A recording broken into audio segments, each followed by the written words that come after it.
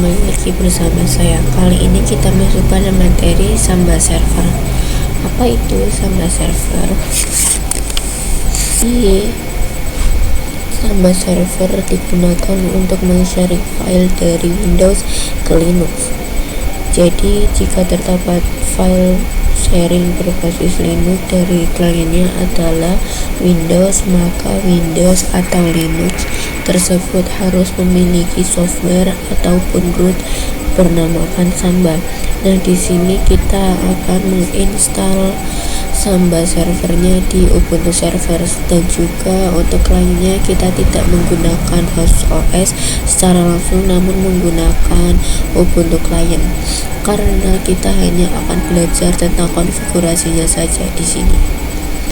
Lalu kita masuk saja ke materi yang pertama, yaitu konfigurasi Samba read only.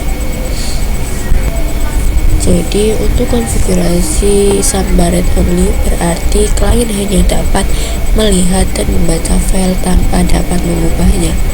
Untuk contoh konfigurasinya bisa kita ketikkan di Ubuntu-nya, yaitu /home/set. Lalu untuk read only-nya bisa kita ketikkan yes, dan untuk portable-nya bisa kita ketikkan yes. Kedua adalah mengakses Samba dari Ubuntu client. Setelah kita sharing install di Ubuntu server tadi, maka selanjutnya kita akan mencoba mengakses dari Ubuntu client. Di sini adalah Samba read write.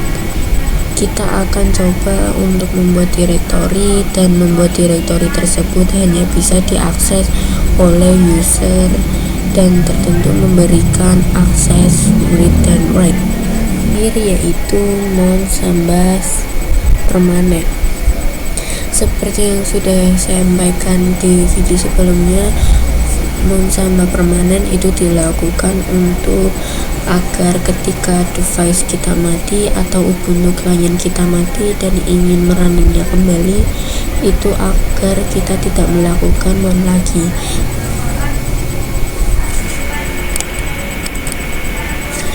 Mon permanen digunakan agar folder Samba otomatis terhubung saat komputer dinyalakan. Pengaturannya dilakukan pada file /etc/fstab. Untuk contoh konfigurasinya bisa kita ketikkan IP-nya, yaitu 192.168.1.10. Lalu kita bisa share, lalu ketikkan perintah /mount/samba chiefs. Lalu untuk username-nya bisa kita ketikkan user, dan passwordnya bisa ketikkan 12300. Kesimpulannya, Samba merupakan layanan yang digunakan untuk berbagi file antara Linux dan Windows dalam jaringan. Dengan Samba, pengguna dapat mengatur hak akses seperti read only dan read write sesuai kebutuhan.